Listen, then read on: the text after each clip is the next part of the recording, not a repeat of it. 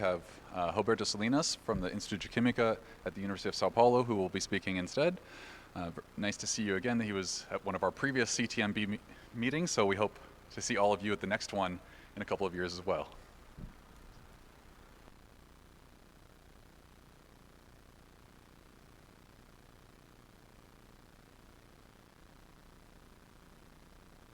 Is it working?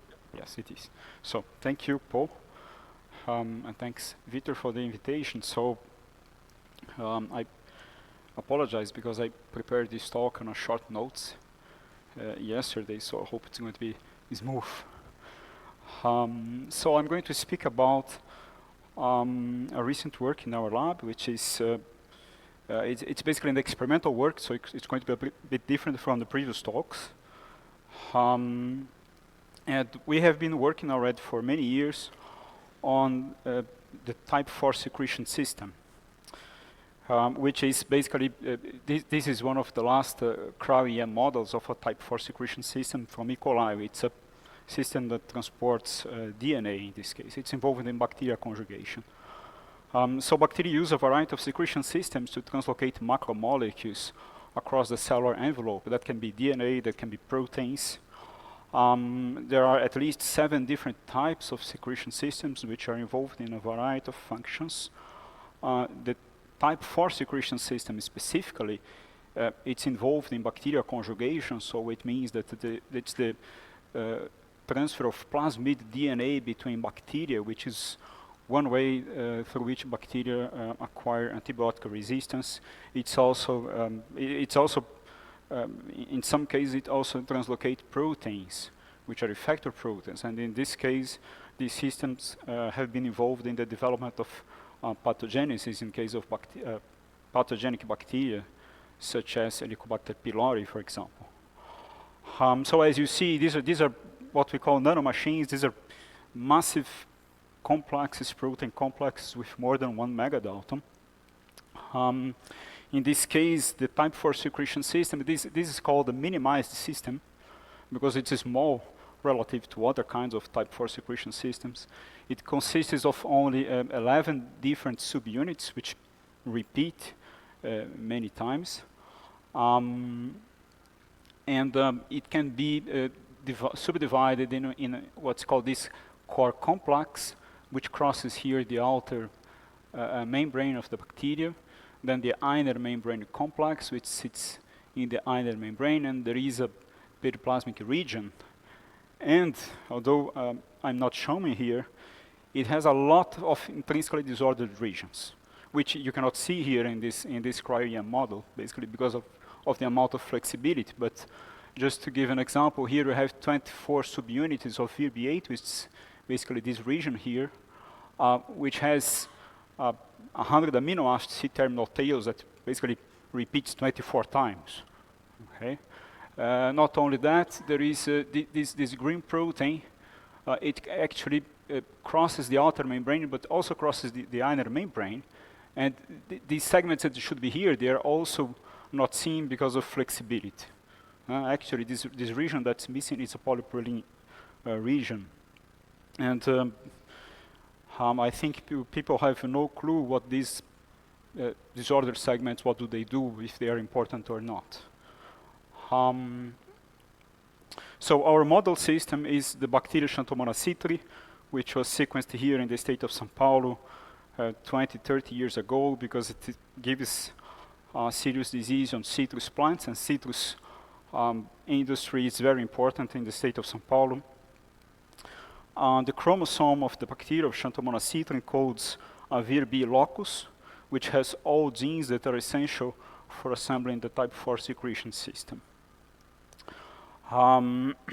Initially, we thought it was an interesting system to work with because it had a couple of differences with respect to the type 4 secretion system from Agrobacterium tumefaciens, which was the prototype type 4 secretion system at the time. It was the most studied one, and still now.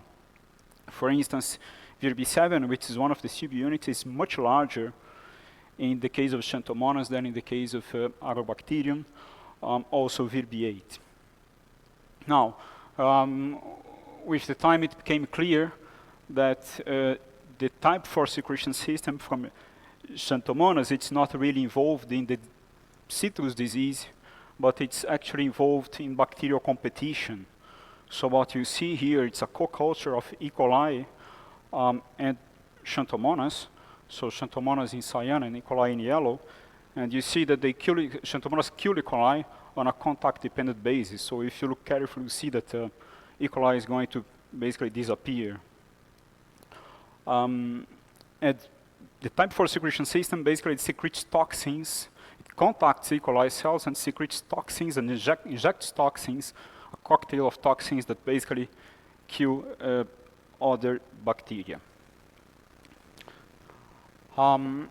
So we initially studied the VIRB4 itself, which was a different subunit, and that's why you got interested on it. As you see, so here, this is the amino acid sequence comparison. So the VIRB7 from Xanthomonas, it's much bigger, much larger than the VIRB7 from E. coli. And the two of them share this region here, which is intrinsically disordered. This is the NMR structure of the VIRB7 from Xanthomonas C3. This is the globular domain, which is the C-terminal part, which is absent in the one from E. coli. The N-terminal tail, so these coordinates, they have no meaning. Basically, there's no NOE, so that's why you cannot calculate the structure in this region, but we do have N15 relaxation data showing that there is a lot of flexibility in this N-terminal region. So VIRB7, it's on its own, it's basically folded the C-terminal domain with an intrinsically disordered region in the N-terminus, and this intrinsically disordered region is shared among other VIRB7 in different bacteria. So this is what we call the canonical VIRB7. It binds to VIRB9, which is another subunit from the type 4 secretion system, and then you'll see that it folds up.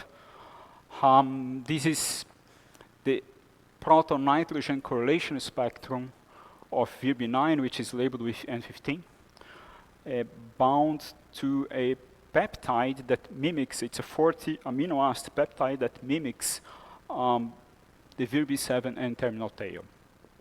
And this is a very nice spectrum because you see very well dispersed cross peaks with a more or less homogeneous distribution of line widths, which is typical of well-folded proteins. Okay, so VIRB9 is a very well-folded protein when bound to VIRB7. Here the peptide is unlabeled, so you basically see only VIRB9 in complex.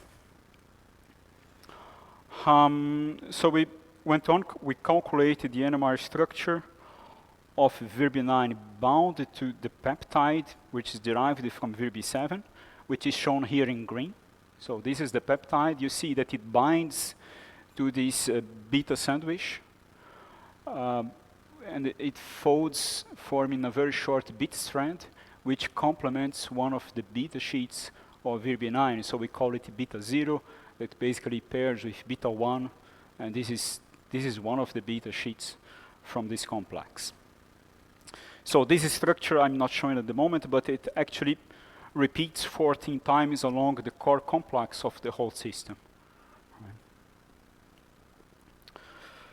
There are also aromatic residues, which this is a tryptophan and a phenylalanine that make a lot of series of important contacts on the surface of VIRB9. Now, VIRB9 on its own, alone in solution, has a very bad proton-nitrogen correlation spectrum, as is shown here. Okay, I forgot to explain, but this here you see for every we see basically one peak for each amino acid of the protein. So we have a good map. This is called a fingerprint spectrum because it gives us a good map of the overall structure of the protein. And in contrast to what we saw before, you see here that the line widths are, you cannot really see the line widths, but you see more or less the shapes of the peaks. You see that they are heterogeneous, and we don't see all peaks. Okay, and this is very typical of a flexible protein in the unbound state. This can be explained considering first that when you have a conformation equilibrium and the molecules sample different conformations and there is a chemical shift involved, this conformational equilibrium or chemical exchange equilibrium, it has a very strong effect on the NMR line shapes. Okay?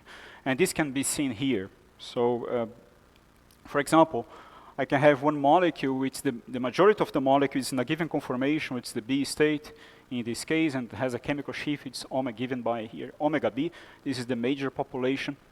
But eventually it can visit another conformation, it's called the A conformation, okay, which is a minor population. So this is the major population, this is the minor population, and here it has a omega A chemical shift. Depending on the frequency with which A interconverts on B, you can have different effects on the line shapes. Okay, if they interconvert slowly, we can see here a strong signal for the B state. As the exchange rate increases, the two lines broaden up quite significantly. Okay, so that means that the line width of the NMR signal can have a lot of information on these sort of conformational exchange processes, provided that they occur on time scale of microseconds to milliseconds, which is the chemical shift time scale. Okay. And that explains basically, I'm advanced a bit, that basically explains what happens here. So I can have an equilibrium between two conformations or n multiple conformations, doesn't matter how many. Okay, what is important is the time scale of this process. Okay, that's why I'm saying that this spectrum is typical of a flexible protein. Okay, that samples different conformations. Now we became interested in understanding how does VB7, because the peptide on its own, it's completely disordered, and then it recognizes the VB9, which is highly flexible, and they come together and form a very tight and rich complex. So we were interested in understanding how the two molecules recognized each other despite being very flexible. And a PhD student called Angie Davalos worked on this, did her PhD on this topic. She got help from José Davi, who is a physicist actually, who did his master and PhD here at the UNESP in this institute, but then he worked with us on protein biophysics in the Chemistry Institute. And this is a collaboration with Chuck Farah at our institute, and also Ronaldo Júnior, da Universidade Federal do Triângulo Mineiro. So our first approach was to record the CD spectrum of VB9 alone and then in complex, and also ANS fluorescence, which are basic experiments that gave us quite a lot of preliminary information. And so if you see, so this is the CD spectrum of VB7, the peptide, which is typical for a random coil here in black. And in green, this is the CD spectrum of the VB9 in the unbound state, and you can basically make a deconvolution of this spectrum to figure out which are the percentages of alpha helices, of residues in alpha helical conformation or in beta type conformation, and so on. And when we do that, basically we see that VB9 in the unbound state has 37% of residues in the beta type conformation, and that's basically the same number of residues as VB9 in the bound state, except for 7 residues. Okay, so VB9 on its own in the unbound state should have most of the bit strands already folded, except for another one which is formed by 7 residues, approximately. Okay. The melting temperature of the complex and the unbound VB9, they are similar to each other, so it's not true that the protein binds the peptide and then the complex is much more stable. No, they have similar melting temperatures. In terms of ANS fluorescence, so ANS is a dye that binds to hydrophobic patches on proteins, and then the fluorescence increases. Okay. So if you compare the ANS fluorescence in the complex, and if you compare in the unbound state, ANS fluorescence seems to be it has a higher intensity and also experiences a blue shift where it binds to VB9 in the unbound state, which suggests that the free protein exposes greater hydrophobic surface than the complex. Okay. Now, VB9 is a flexible protein, so one way to get a good spectrum is basically to decrease the exchange rates.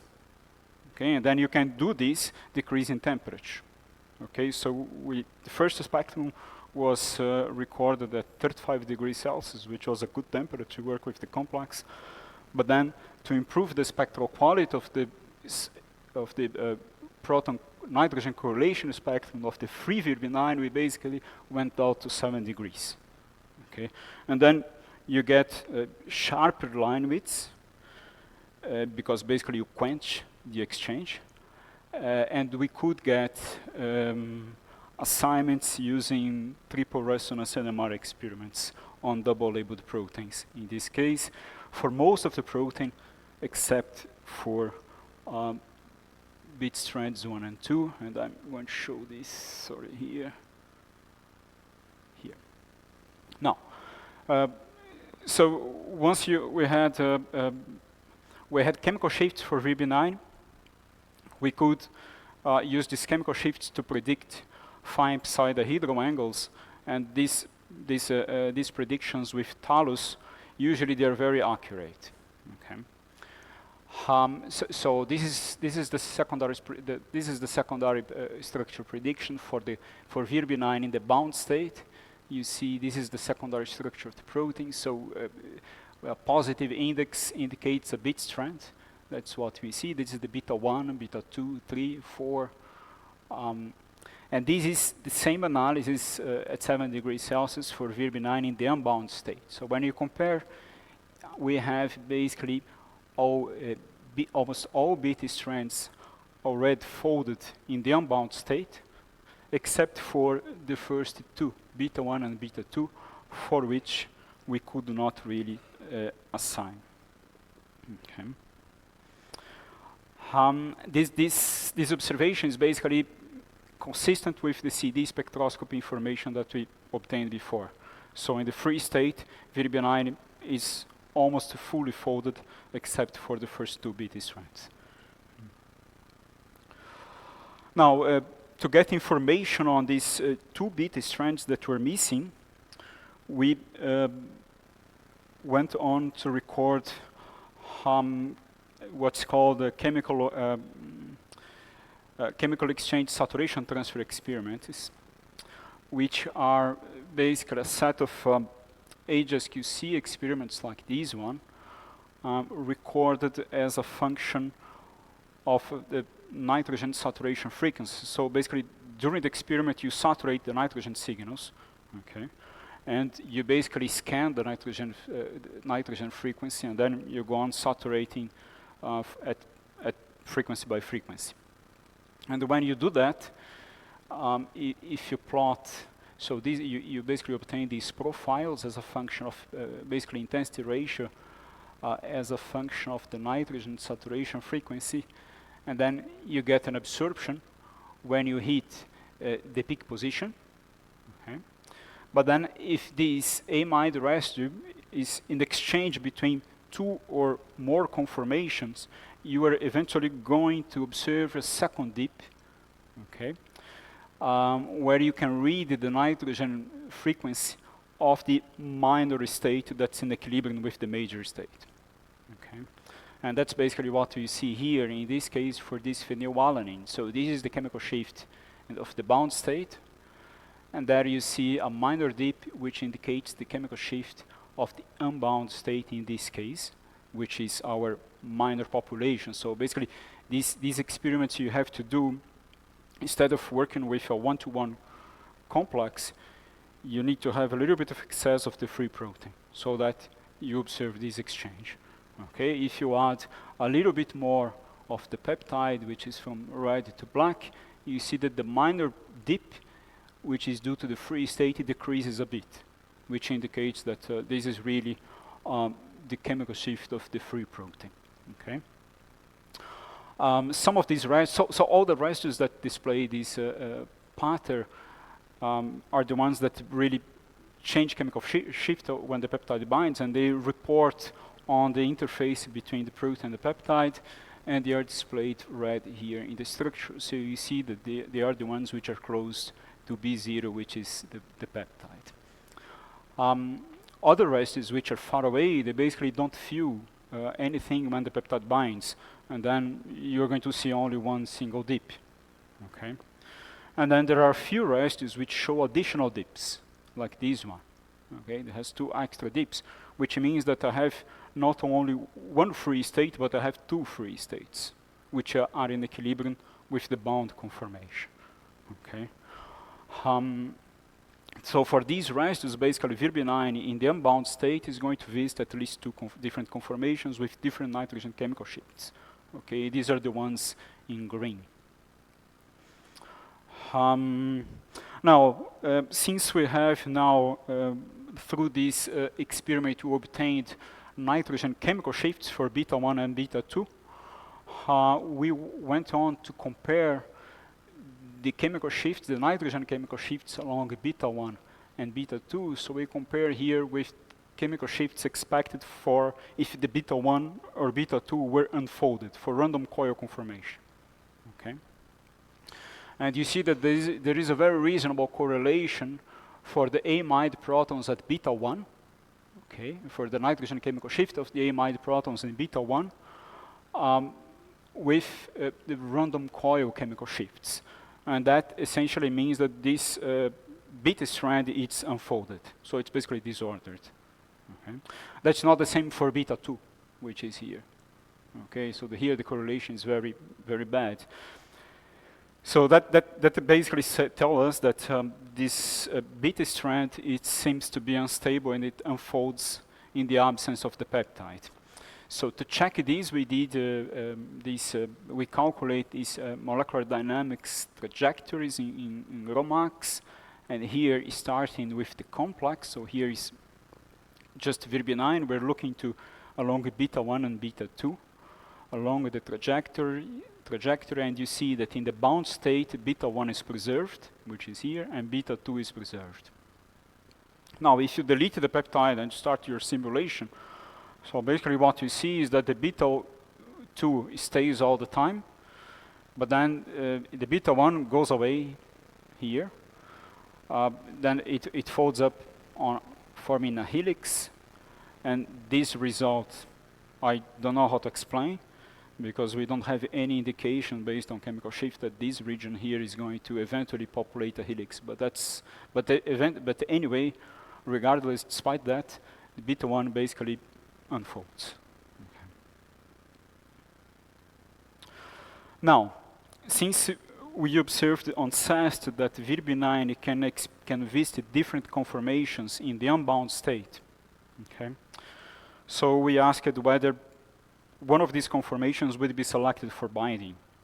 Okay, so whether the peptides, is the peptide going to bind to a preferential conformation with respect to the other? And one way to check this was to compare these SAST profiles, which are those profiles that I showed before, the chemical exchange saturation transfer experiments, recorded for the Vir-B9 alone, in comparison with the same profiles for the same residues recorded with the complex. And here here what you see, for example, you are going to see when you record this experiment for the protein alone, you're basically expecting to see only one dip if it has only one conformation. Okay, and that's what we see for phenylalanine 189, for histidine 214. So these black profiles which are shown here in the structure. Okay, so these are the rich parts of the structure because they show only a single dip. But if the structure is flexible, on a millisecond time scale, you eventually are going to see additional dips. That's what we see here. Okay, and then the peak intensity also goes down, and that's why these profiles are noisy. Okay. Now, if you compare these profiles with the ones obtained in the presence of the peptide, that's the experiment that we did to basically monitor the exchange between free and bound proteins. What you see that some residues they don't feel, they're far away from the binding site, so they don't feel VB7 bind. And then you essentially get the same profile, they superimpose very well. Okay. Other residues, like the histidine 214 and all the ones shown in blue, they do experience a chemical shift change when the peptide binds. Okay. And this chemical shift change, based on our prediction, seems to be explained just by the proximity with the peptide, rather than a change in conformation of VB9. So it seems that it's just the proximity of the peptide. So the peptide gets close, the chemical shift changes. That's what seems to explain in this case. On the other hand, for all profiles which are relatively broad, basically you have eventually you have, in general, you have a reasonable superposition between the profiles obtained for the free state, which are always broad, like an envelope, and the ones obtained for the bound state. And that suggests that basically the bound conformation is already visited in the unbound ensemble. That's basically what this experiment suggests. So based on nitrogen chemical shift, based on N15 chemical shifts. Okay, so based on N15 chemical shifts, these leucine and these arginine, they already sampled one of the conformations that was consistent with the bound state. So they already sampled the bound state conformation. Okay, which suggests that then the peptide binding mechanism is sort of a conformational selection mechanism. Okay. Now, to test this even further, what Angie did is that she went to the literature and she decided to record a fluorescence stop the flow experiment, so basically to measure the kinetics of protein peptide binding. Because these kinetic experiments, they could give a good idea whether binding was happening through a conformational selection mechanism or an induced fit mechanism. Okay. And you do these fluorescence stop the flow experiments basically by mixing fastly the two proteins, record the fluorescence intensity increase as a function of the excess of the concentration of one partner, that's VB7, and the other. Okay, so you basically repeated these experiments as a function of the two partners' concentration, here VB7, here VB9. And eventually what we detect is if you look to the experiments that were recorded, that were done at 25 degrees, what we observed is basically two kinetic events, or two phases, okay? Which is reasonable because you have binding coupled to folding, so we expected to have, instead of a single kinetic rate, we were expecting two kinetic rates. And they behave like this, so you have a faster rate and you have a slower rate, and then you repeat the same experiment now under excess of VB9, and what you see is basically a single rate with a straight line. Okay? And then according to the literature, this is a kinetic signature of conformational selection mechanism, which is basically 2 minutes. Okay. Basically consistent with what we saw by CEST, by NMR. Now, if you increase the temperature, you see under excess of VB7, you see you have a faster rate that goes up as a function of VB7 concentration, and you have here a slower rate that goes down as a function of VB7 concentration.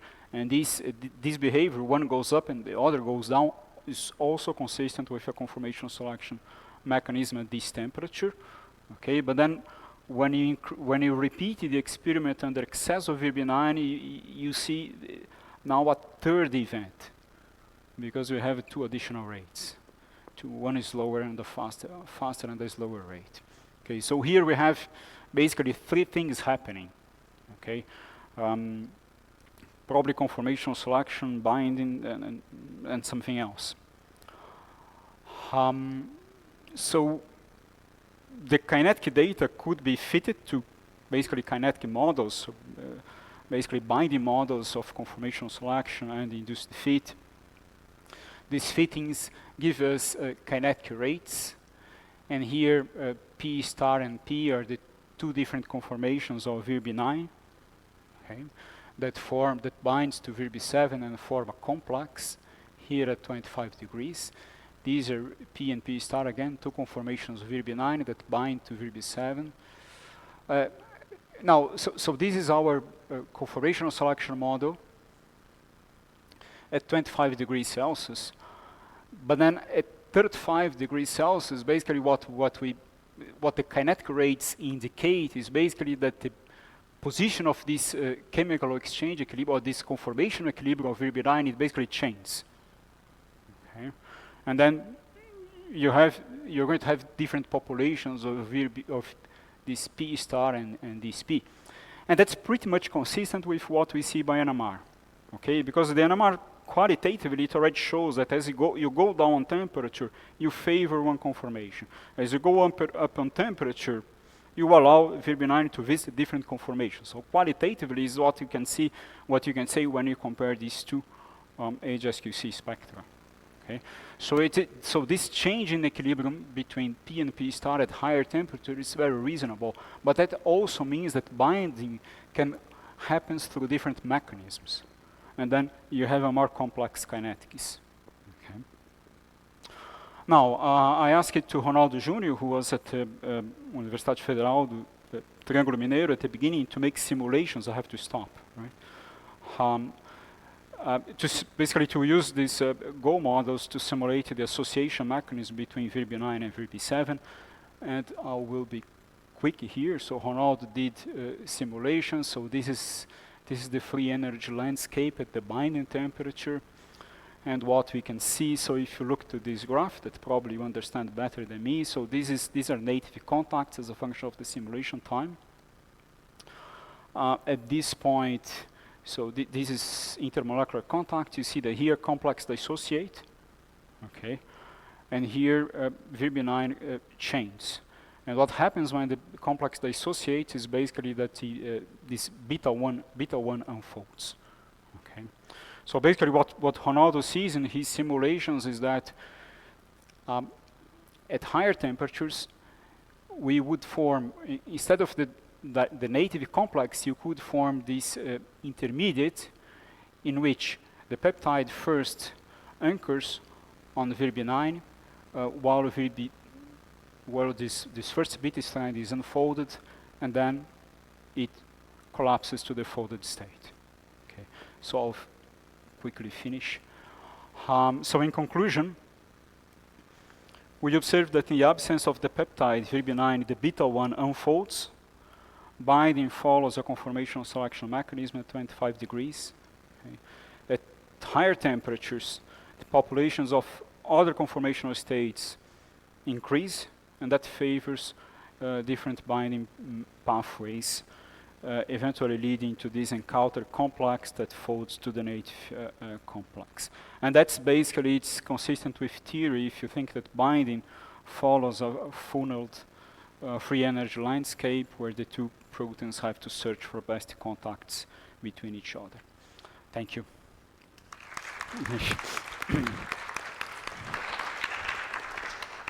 Sorry for I think we have time for maybe one question. Sorry. That was very nice. You have your description by words, by saying that you have conformational selection, binding, folding, but all your rates are concentration dependent. Mm-hmm. So in a sense, must be a little bit more confusing than that. I'm curious if the simulations are able to accommodate for that. The simulations that Ronaldo is doing, because they are all concentration dependent. So cannot be just, maybe binding was concentration dependent, but if you had binding first, then the folding shouldn't be concentration dependent. So the question, every rate you have is concentration dependent, the model, the mechanism must be a little bit more complicated than just the simple description. Yeah, no. of course, this conformational selection and induced fit, they are, well, they are, of course, oversimplifications of what is happening. But the NMR data suggests that at least under the NMR concentrations, you do have some conformational That's selection, at fine. least. But they are all concentration dependent. You Yeah. have no rate that's concentration dependent. Yeah, if you change concentration, if you do the experiments at different concentrations, you're probably going to see different things. That I agree. Thank you. Thank you. So our final speaker for today is Vitor Leite from UNESP. He doesn't really need an introduction, but I'll give him one anyway. So I met Vitor back in 2007 or so, and he graciously invited me to come out to São José do Rio Preto and collaborate for a while. And so he said, oh, we're doing something on protein folding with diffusion. You should read all of Peter's papers. So I read a bunch of Pringles and Molinas papers. For those of you who don't know, they are not easy reads. They take a lot of work to get through. They're very deep. And I was like really stressed about this trip. I need to really impress this Vitor character who invited me, brought me all the way to Brazil. And I get there and he's like, okay, let's go some lunch. I'm like, what is going on? And then we're sitting there and I'm just getting more and more anxious. Like, when are we gonna start working? And then after about an hour, he goes, you know what's great about science? We can just sort of hang out, we have a good time. We'll get some work done as well, but it's really just a wonderful process to go through. And this was a very foreign idea to me. But I've seen that through the 17 years, Vitor really brings a lot of joy to everything he does. So it's really been a pleasure to continue collaborating for almost 2 decades now. So with that, I'd want to hear what you're working on. Thank you, Paul. Well, usually the organizers don't talk, but after the 3rd edition of organizing this meeting, I thought, oh, I think I've earned the right to talk a little bit. So I'll try to be fast. Probably everybody's tired. So where is? Hey, come on, Jose. Yeah, they are all the way up.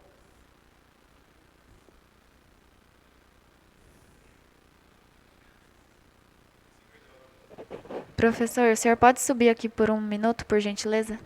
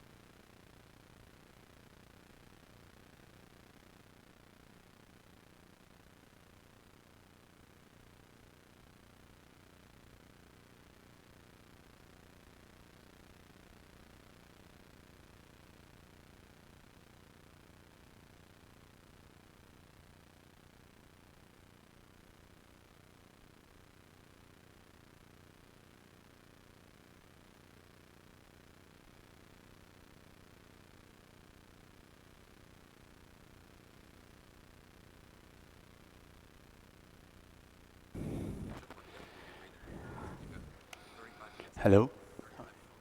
Okay. Um,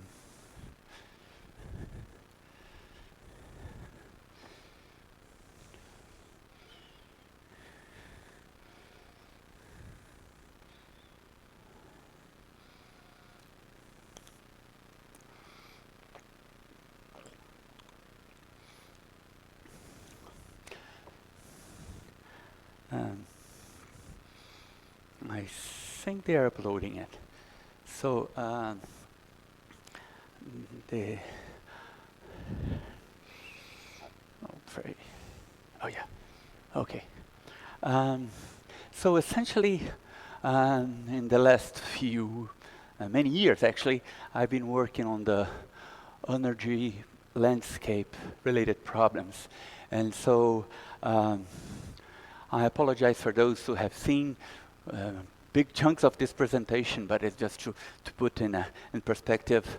I'm going to talk about some previous stuff that we have done, and particularly I'm going to try to address the problems of intrinsically disordered proteins, and first of all, give credit for the guys who did all the work, previous guys in the group, and those the current ones that have been working on this. So I almost all the time start my talk on this topic showing this picture that is in a nutshell summarizes the big ideas about the energy landscape. So it conveys a lot of information like principle of minimal frustration and the fact that you can, from that, you can assign coordinate, reaction coordinate, or the degree of nativeness. And the interesting thing about this is that, well, you can solve this problem parametrically on this unidimensional reaction coordinate, and you have this unidimensional picture, which is fantastic, that you can do all the connections with the experimentalist, and as you vary temperatures and conditions, you make one state favorable to, with respect to the other ones. But one of the things as you move along on that, if you look in the literature, you see a lot of pictures that try to convey different ideas of what would be the details of this complex energy landscape. And they are very important because you want to understand the mechanisms behind how you go from one area to another, how you fold, etc. And you eventually create this. You face these metastable states that are associated to the degenerative diseases, so it's a big deal. So we also have been working a lot on this problem, and throughout these years, we've came up with what we call ELVIN, which is the Energy Landscape Visualization Method. And the idea behind it is very simple. We eventually supposed to have this large ensemble of conformations, and it takes place on this very high-dimensional phase space. And what you want to do is to do through a kind of projection to do a multidimensional projection, in which if you have the distance on this high-dimensional phase space, if you have the distance between any two conformations, the idea is that you want to represent them in 2D. And so it's essentially a minimization problem. But what is really the crucial thing is how do you represent this distance? And I remember the crucial idea was given exactly in the first edition of our meeting, that Garrick told me about. Oh, why don't you use the little q? And that's the thing. How do you compare the two conformations? And we use the q wallness.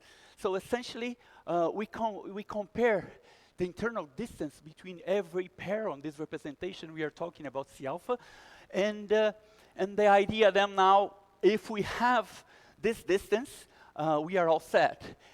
Just for you to have one idea what we are talking about here. Suppose you have the simple peptide here. You can carry out the with all the details of water and everything, full force field. This would be the simple representation, what would be the native-like conformation. And this is what would be this representation if we just take a C alpha model.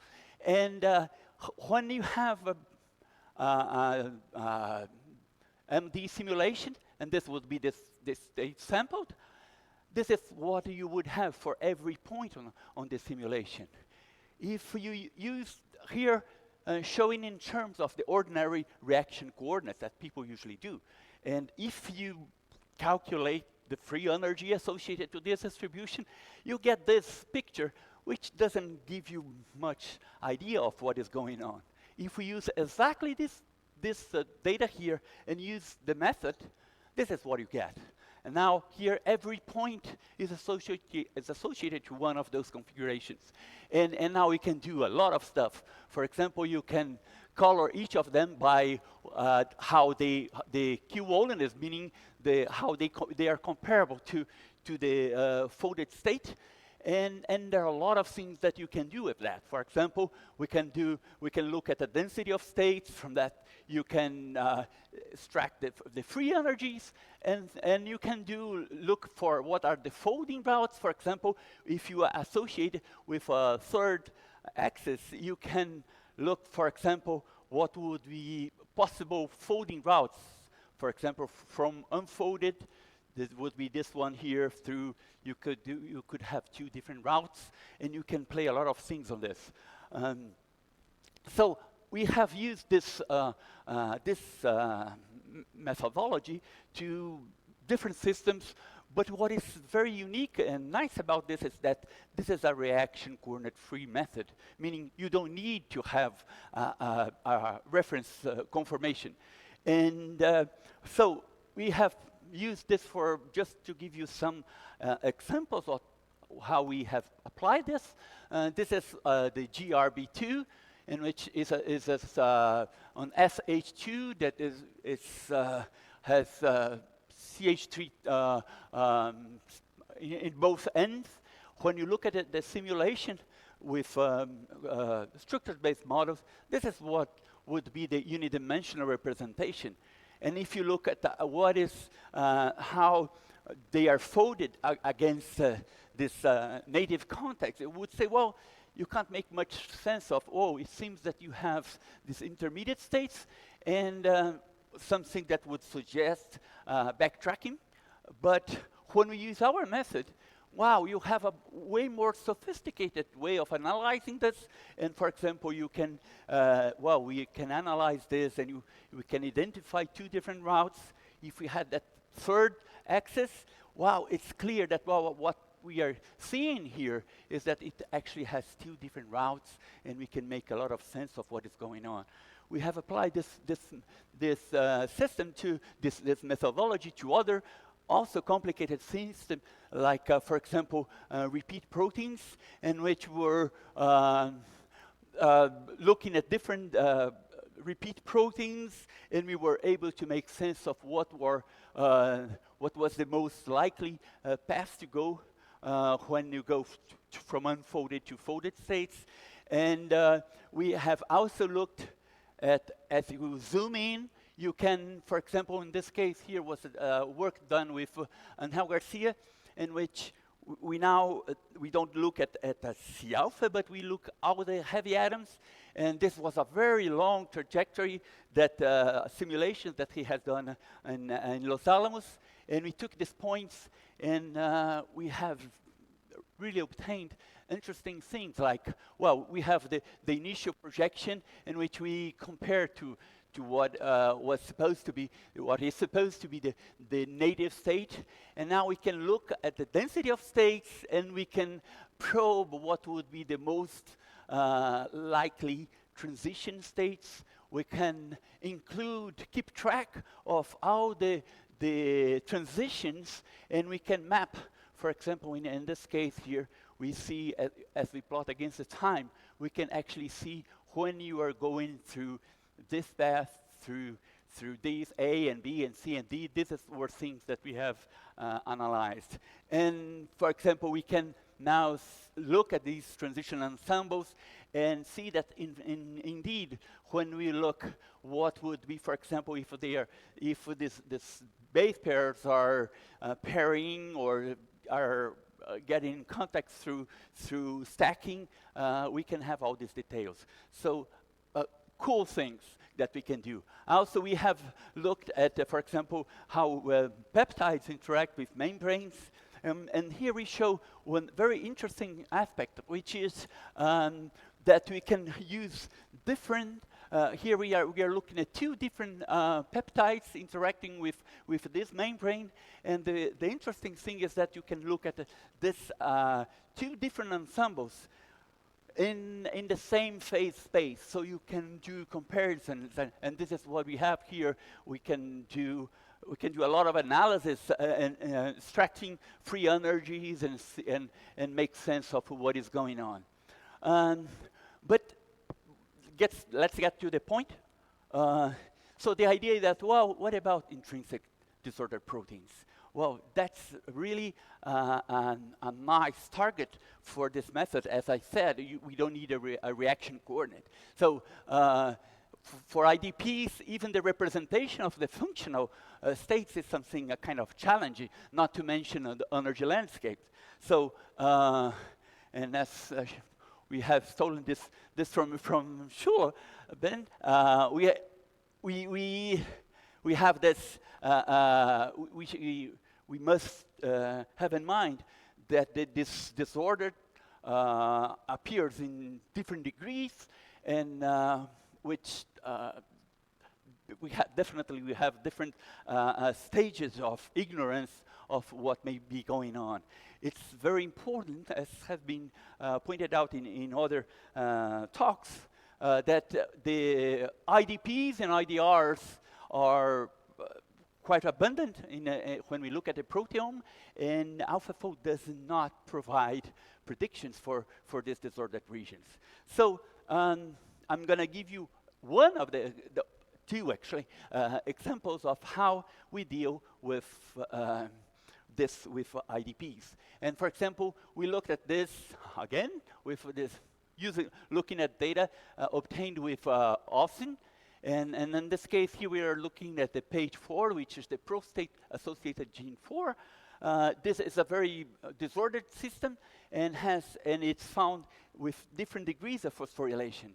What we were able to do is, okay, we don't have a trivial reaction coordinate, but we can use our method, and this is what we have.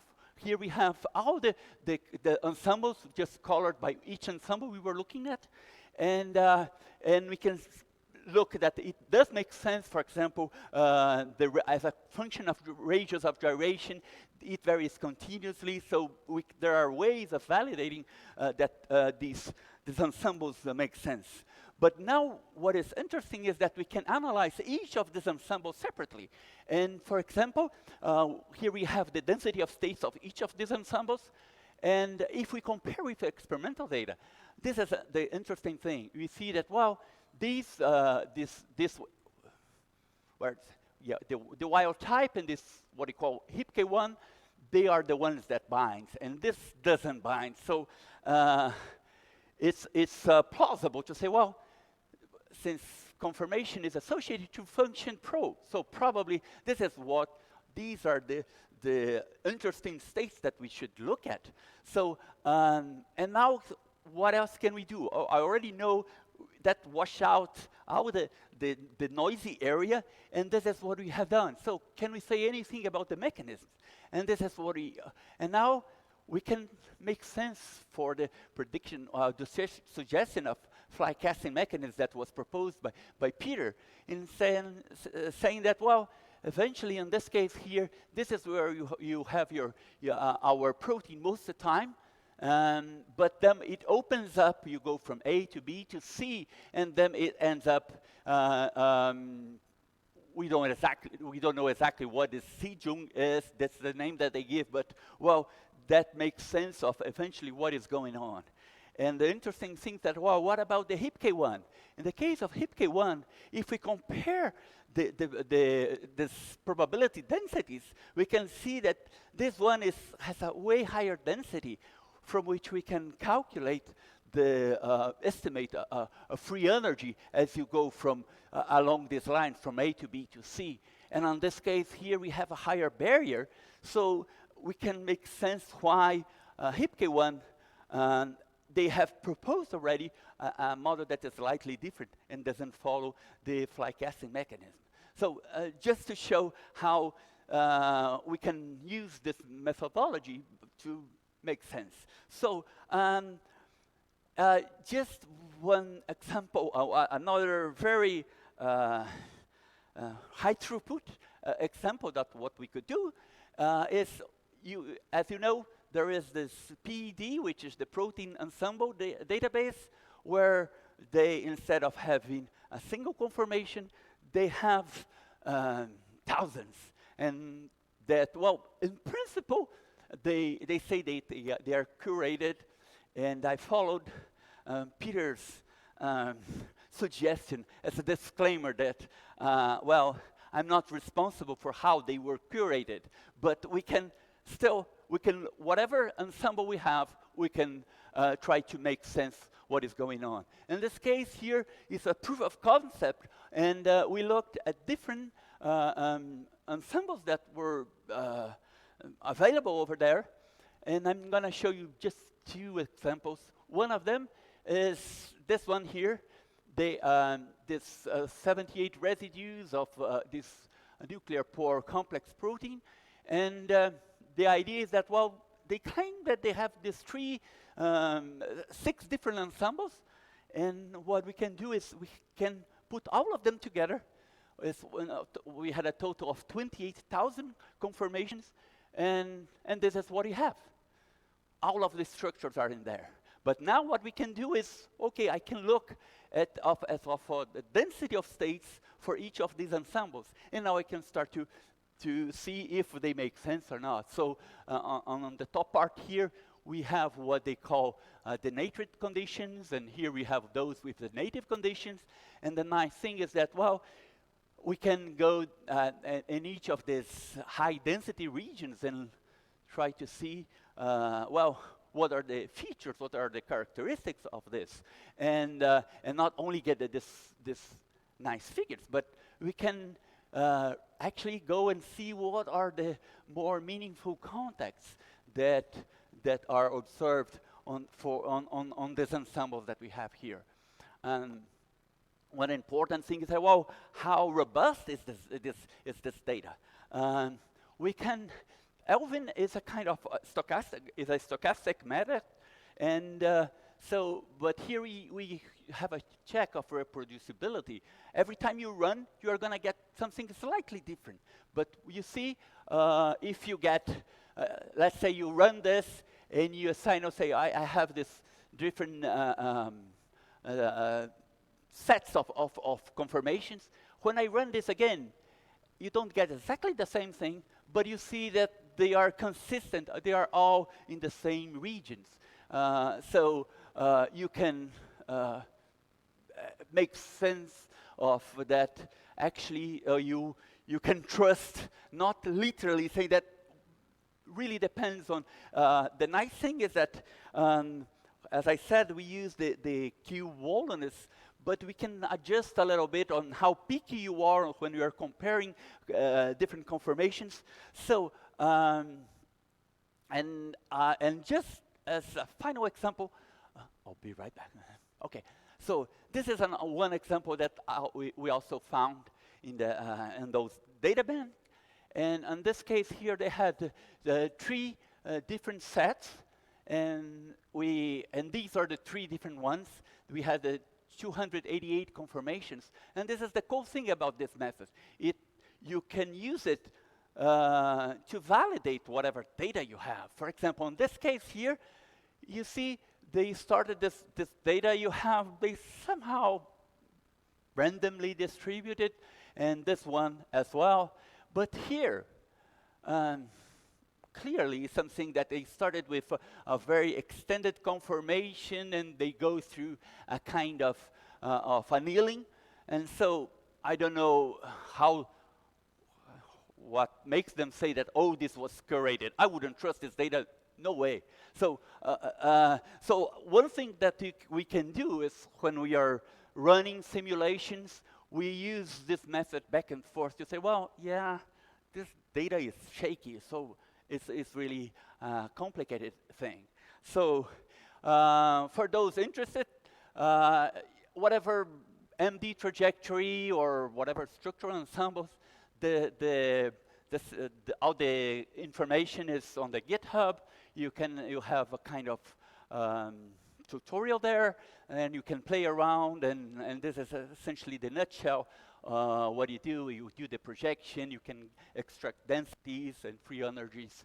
So in case you have any problems, please get in contact with us. We will be very happy to help you.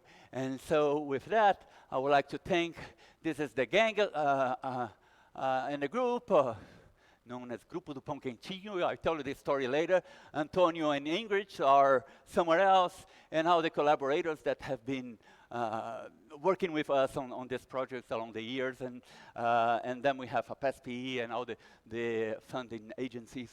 With that, I thank you so much for your attention. Plenty of time. Oh, okay. Do you have any questions?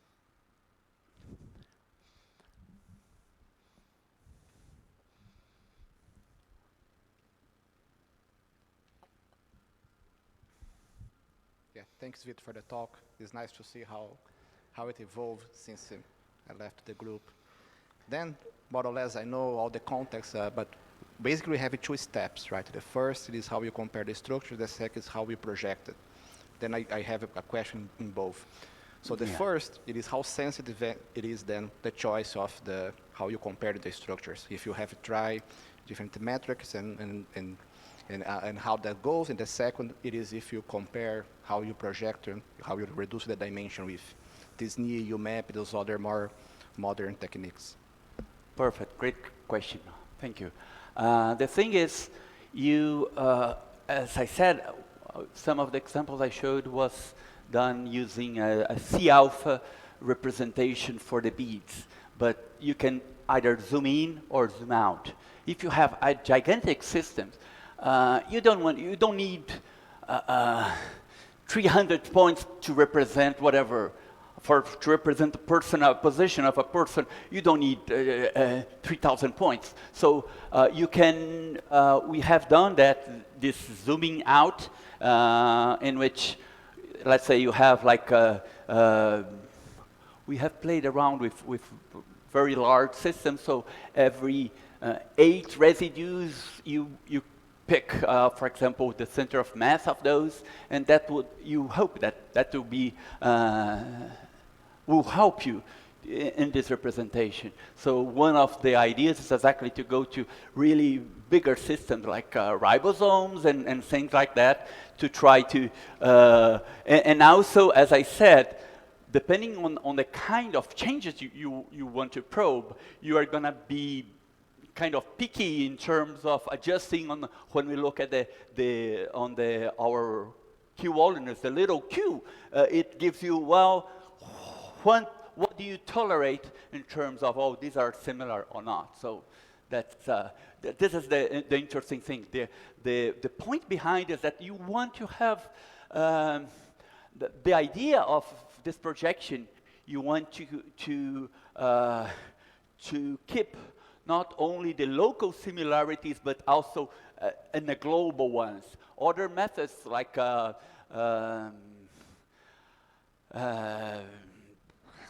multiple component analysis and stuff like that are bad, and especially depending on the metric, as we did in the initial paper with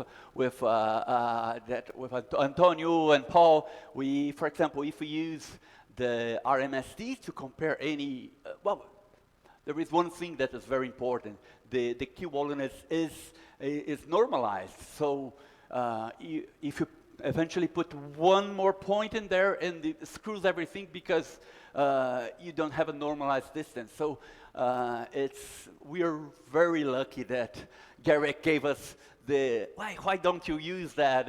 And that worked out and solved the dilemmas of Antonio. Where's Antonio? Yeah, yeah, he had a hard time, but it worked. Yes, Peter.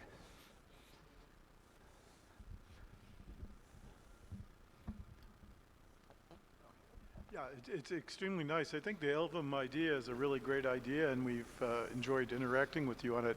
I want to first say something a little bit of a cultural background for people who are not in the family. The reason why there's a Q Wallenus is there was also a Q Onachik.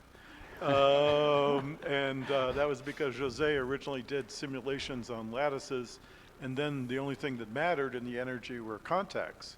Whereas when you did off-lattice simulations, things at greater distances were relevant.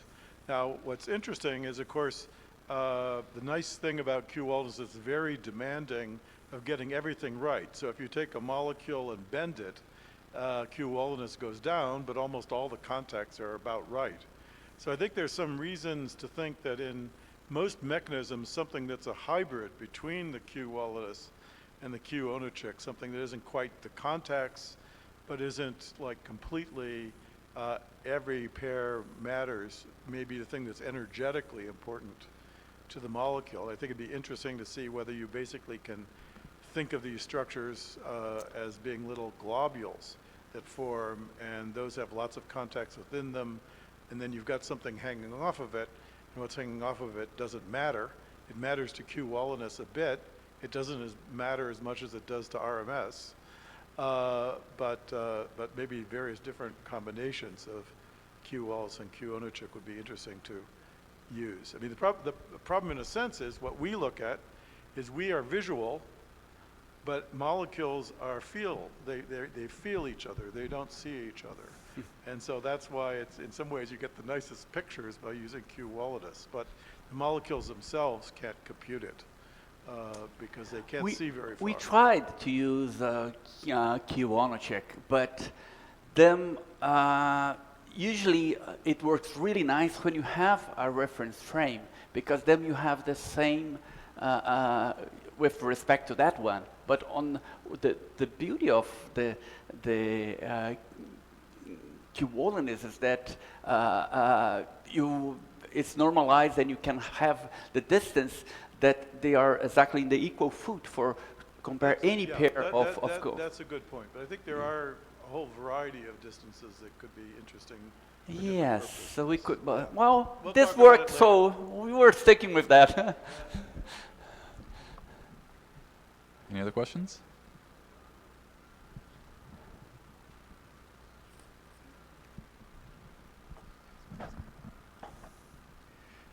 Yeah, Vitor, it's a great way of visualizing these ensembles and their distributions. And actually, I mean, this is one of the bigger challenges in this IDP field, is to compare different ensembles. And so visually, it clearly works very well. I was wondering whether you've tried to pin it down to sort of a single quantity if you're comparing different ensembles to quantify their similarities of the same system, for instance. Yes, well, this is an interesting thing. For example, we have tried really challenging things like knotted proteins, and when I said that we could go and compare like what are the contacts that you find in one region and another one, especially if you are looking at routes, how you go from one to another, from one ensemble to another, we can. It can give you a specific. I didn't put it in here, but we are doing something with Creston, and he was looking at some details, and we could exactly show that there was one specific contact that when they did the mutation there, we have a completely different phase space. Those that the mutated ones, they are completely occupy a different area in your phase space. With Garrick, something that we haven't finished yet. For example, we have looked at histones, and was interesting because we could see, one thing is that, well, how, what is the entropy of the phase space, etc. But we can clearly see that they occupy different regions, and the context associated to those, if they are acetylated or not, that were completely different. And so, yeah, there are. What I think is an interesting aspect of this method is that once you have the regions of interest, you see all the other data, they act as a very noisy. And so not only you have this big picture of what is going on, but you can focus the work that Murilo has done with A-betas. I can give you the details later, was exactly, well, we can look on the very sparse, very disordered conformations. We could see that, well, there were ones that were more alpha helical prone than those that were beta sheet-like and things like that, and could make sense of, make a picture of what was going on. So, in this sense, it helps, and you can go, as I said, for that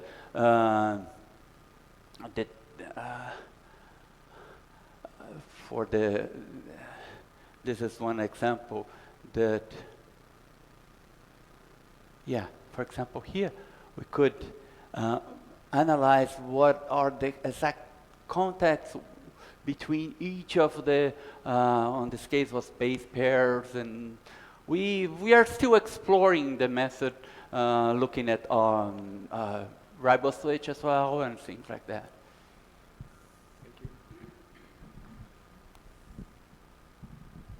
Very nice, Vitor. Yeah. Could you also? Could you here, Kings? Oh, yep. Okay.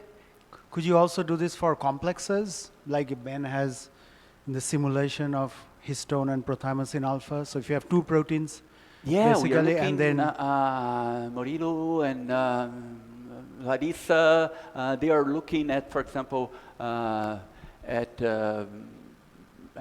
oligomer formations and looking at complexes, and yeah, we have seen, we have still working on those, but yeah, we can do it. Yeah.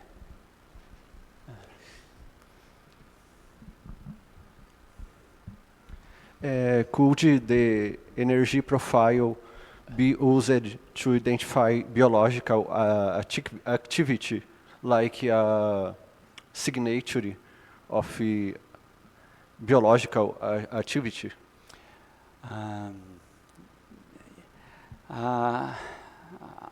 Well, that's a kind of a vague question, but yeah, well, if you have